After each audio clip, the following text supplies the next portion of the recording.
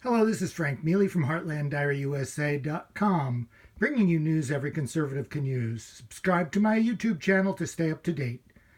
Today, President Trump delivered another one of his masterful performances with the mainstream fake news resistance media. We're going to bring you at least two segments from this press conference. Right now, we're going to hear from the president on why the Democrats are third-rate politicians who fight vicious and have no morals. Enjoy. I don't think so. Yes. If the Republicans need to get tougher and fight, what are you talking about? Well, I think the Democrats fight dirty. I think the Democrats are lousy politicians with lousy policy. They want open borders. They don't care about crime. They want sanctuary cities. They don't care about drugs. They don't care about almost anything. They don't care about USMCA. How about that? I think they're lousy politicians. But two things they have. They're vicious and they stick together. They don't have Mitt Romney in their midst. They don't have people like that.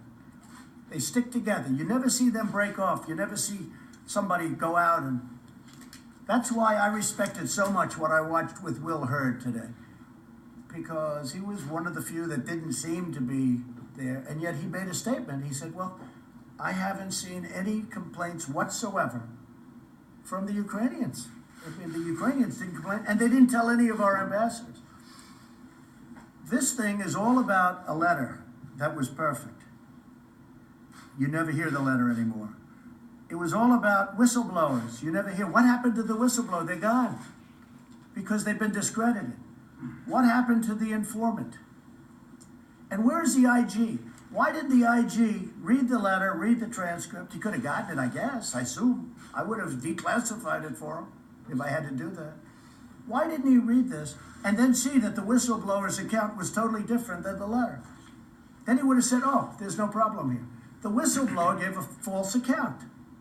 Now you have to say, well, do we have to protect somebody that gave a false account? You know, these whistleblowers, they have them like they're angels, okay?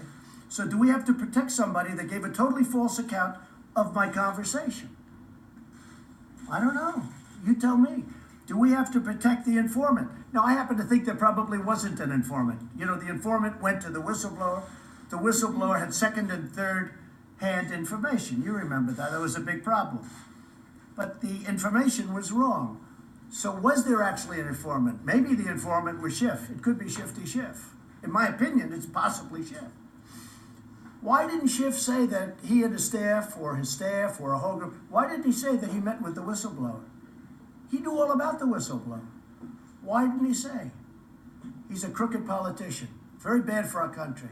This whole thing is very bad for our country. In the midst of that, I'm trying to get out of wars. And we may have to get in wars too. Okay? We may have to get in wars. We're better prepared than we've ever been. If Iran does something, they'll be hit like they've never been hit before. I mean, we have things that we're looking at. But can you imagine? I have to fight off these lowlifes.